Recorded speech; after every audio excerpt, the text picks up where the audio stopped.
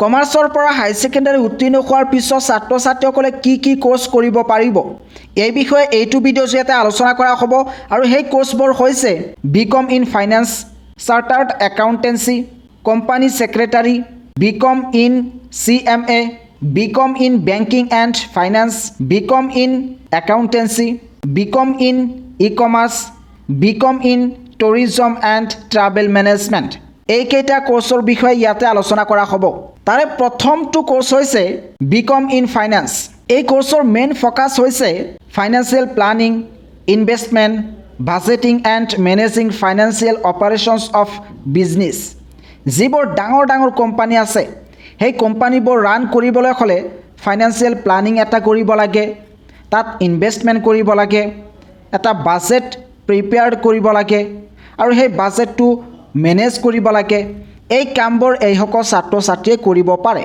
গতিকে যিবোৰ ডাঙৰ ডাঙৰ কোম্পানী আছে তাত এইসকল ছাত্ৰ ছাত্ৰীয়ে এই কামবোৰ কৰিবলৈ চাকৰি লাভ কৰিব পাৰে। ইয়াৰ এলিজিবিলিটি ক্ৰাইটেৰিয়া হৈছে হায়াৰ ছেকেণ্ডাৰী কমাৰ্চৰ পৰা উত্তীৰ্ণ হ'ব লাগিব আৰু ইয়াত মেথমেটিক্স অপশ্যনেল, মেথমেটিক্স নহ'লেও এডমিশ্যন পাব।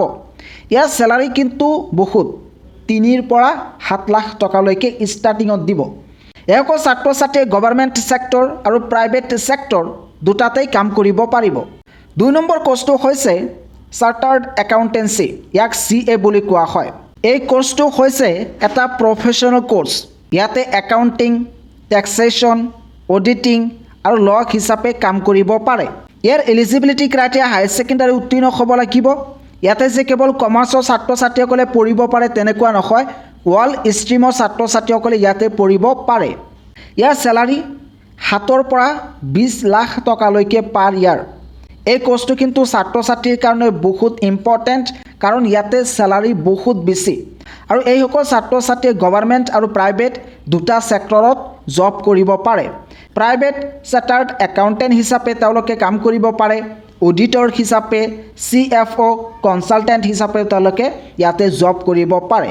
3 নম্বৰ কোৰ্চটো হৈছে কোম্পানী ছেক্ৰেটাৰী। ইয়াতে বিশেষকৈ কোম্পানীৰ নীতি নিয়ম আৰু আইন সম্পৰ্কে শিক্ষা দিয়া হয়। ইয়াৰ এলিজিবিলিটি ক্ৰাইটেৰিয়া হায়াৰ ছেকেণ্ডাৰী উত্তীৰ্ণ হ'ব লাগিব, any stream plus clear SC foundation থাকিব লাগিব। ইয়াৰ চেলাৰী 4 পৰা 12 লাখ টকালৈকে। এইসকল ছাত্ৰ ছাত্ৰীয়েও দুটা ছেক্টৰত জব কৰিব পাৰে, প্ৰাইভেট আৰু government. Company secretary, legal compliance officer হিচাপে তেওঁলোকে জব কৰিব পাৰে, লগতে ministry of corporate affairs, SE, BI, PSU legal ডিপাৰ্টমেণ্টত তেওঁলোকে জব কৰিব পাৰে। 4 নম্বৰ কোৰ্চটো হৈছে বিকম ইন CMA, অৰ্থাৎ কষ্ট এণ্ড মেনেজমেণ্ট একাউণ্টিং। এই কোৰ্চৰ মেইন ফ'কাছ হৈছে খৰচ নিয়ন্ত্ৰণ, বাজেট পৰিকল্পনা আৰু ফাইনেন্সিয়েল প্লানিং। ইয়াৰ এলিজিবিলিটি 12 পাছ হ'ব লাগিব with commerce or science stream. ইয়াৰ চেলাৰী হৈছে 5 পৰা 10 লাখ টকা। এই কোৰ্চটো কিন্তু ছাত্ৰ ছাত্ৰীৰ কাৰণে বহুত ইম্পৰ্টেণ্ট, কাৰণ ইয়াতে চেলাৰীৰ এমাউণ্ট বহুত বেছি। এইসকল ছাত্ৰ ছাত্ৰীয়েও প্ৰাইভেট আৰু গভৰ্ণমেণ্ট এই দুটা ছেক্টৰত কাম কৰিব পাৰে, যেনেকৈ কষ্ট accountant, budget analyst, financial planner হিচাপে তেওঁলোকে প্ৰাইভেটত জব কৰিব পাৰে আৰু যদি গভৰ্ণমেণ্টত কৰিব বিচাৰে তেতিয়াহ'লে Indian railways, defence accounts, PSU audit ডিপাৰ্টমেণ্টত তেওঁলোকে জব কৰিব পাৰে। 5 নম্বৰ কোৰ্চটো হৈছে বিকম ইন বেংকিং ফাইনেন্স। কোৰ্চৰ মেইন ফ'কাছটো হৈছে banking operations, investment analysis and risk management. ইয়াৰ eligibility 12 pass with commerce stream. Salary 3 to 6 lakh per year. প্ৰাইভেটত যদি জব কৰিব বিচাৰে তেতিয়াহ'লে বেংক অফিচাৰ হিচাপে তেওঁলোকে কাম কৰিব পাৰে, লোন মেনেজাৰ হিচাপে, ইনভেষ্টমেণ্ট বেংকাৰ হিচাপে তেওঁলোকে জব কৰিব পাৰে। 6 নম্বৰ হৈছে বিকম ইন একাউণ্টেঞ্চি। ইয়াতে চেলাৰী 3 to 6 লাখ পাৰ ইয়াৰ আৰু যদি গভৰ্ণমেণ্টত জব কৰিব বিচাৰে তেতিয়াহ'লে টেক্স এছিষ্টেণ্ট হিচাপে তেওঁলোকে জব কৰিব পাৰিব, জুনিয়ৰ একাউণ্টেণ্ট হিচাপে তেওঁলোকে জব কৰিব পাৰে আৰু যদি প্ৰাইভেটত কৰিব বিচাৰে তেতিয়াহ'লে accountant, tax consultant, payroll officer হিচাপে তেওঁলোকে জব কৰিব পাৰে।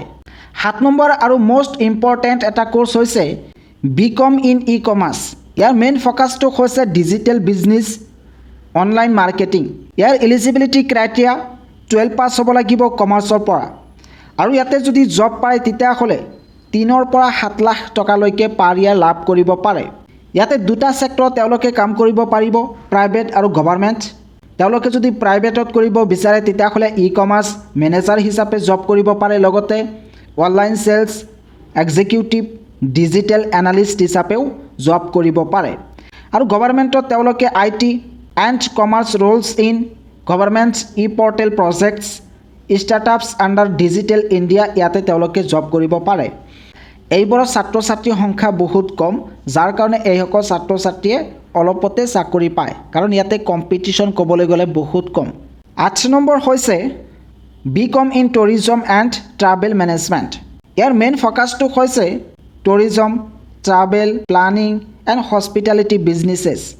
যিবোৰ বিজনেছ টুৰিজমৰ লগত ৰিলেটেড ট্ৰাভেলৰ লগত ৰিলেটেড নাইবা হস্পিটেলিটিৰ ওপৰত ৰিলেটেড এইবোৰত তেওঁলোকে জব পায় ইয়াৰ এলিজিবিলিটি ক্ৰাইটেৰিয়া 12 উত্তীৰ্ণ হ'ব লাগিব এনি ষ্ট্ৰীম কিন্তু কমাৰ্চৰ সকলে যদি এপ্লাই কৰে তেতিয়াহ'লে তেওঁক প্ৰেফাৰেঞ্চ দিয়া হ'ব স্যালাৰি ইয়াতে কম বহুত কম 2.5 to 5 লাখ পাৰ ইয়াৰ আৰু ইয়াতে কিন্তু বিশেষকৈ গভৰ্ণমেণ্টত জব পায় যদি প্ৰাইভেটত কৰিব বিচাৰে তেতিয়াহ'লে ট্ৰাভেল কনসালটেণ্ট হিচাপে তেওঁলোকে জব কৰিব পাৰিব টুৰ মেনেজাৰ এয়াৰলাইন্স ষ্টাফ আৰু যদি গভৰ্ণমেণ্টত কৰে তেতিয়াহ'লে টুৰিজম অফিচাৰ হিচাপে নাইবা এয়াৰপোৰ্ট গ্ৰাউণ্ড ষ্টাফ হিচাপে তেওঁলোকে জব কৰিব পাৰে যিসকল ছাত্ৰ ছাত্ৰীয়ে ইতিমধ্যে কমাৰ্চ ষ্ট্ৰীম লৈ ক্লাছ 12 উত্তীৰ্ণ হৈছে তেওঁলোকে এই কোৰ্ছবোৰত এডমিশ্যন ল'ব পাৰিব তোমালোকৰ যিটো কোৰ্ছৰ প্ৰতি ইণ্টাৰেষ্ট আছে যিটো কোৰ্ছ তোমালোকৰ কাৰণে সুইটেবল যিটো কোৰ্ছ কৰিলে চাকৰি পোৱাৰ সম্ভাৱনা বহুত বেছি আৰু চাকৰি যিটো স্যালাৰি সেই স্যালাৰিটো হাই সেইটো কোৰ্ছ তোমালোকে কৰিবা বিভিন্নজনে বিভিন্ন ধৰণৰ পৰামৰ্শ তোমালোকক দিব পাৰে কিন্তু সিদ্ধান্তটো তোমালোকে ভাল এটা কোৰ্ছত এডমিশ্যন ল'ব লাগিব এতিয়া প্ৰশ্ন হৈছে যে তোমালোকে কেনেকৈ ভাল এটা কোৰ্ছত এডমিশ্যন ল'ব পাৰিবা ইয়াৰ কাৰণে এডমিশ্যন দুনিয়াই তোমালোকক সম্পূৰ্ণৰূপে গাইড কৰিব তোমালোকে যদি এইবোৰ কোৰ্ছত এডমিশ্যন ল'ব বিচৰা নাইবা বেলেগ কোৰ্ছত এডমিশ্যন ল'ব বিচৰা তেতিয়াহ'লে স্ক্ৰীনত দিয়া নম্বৰত যোগাযোগ কৰিব পাৰিবা এইটো হৈছে টোল ফ্ৰী নম্বৰ আৰু তেওঁলোকক কল কৰিলে সম্পূৰ্ণ গাইড কৰিব তেওঁলোকে সম্পূৰ্ণ ফ্ৰী তোমালোকক গাইড কৰিব গতিকে পলম কিয় এতিয়াই এডমিশ্যন দুনিয়াৰ লগত যোগাযোগ কৰা তেওঁলোকে সম্পূৰ্ণ ফ্ৰী তোমালোকক গাইড কৰিবলৈ প্ৰস্তুত হৈ আছে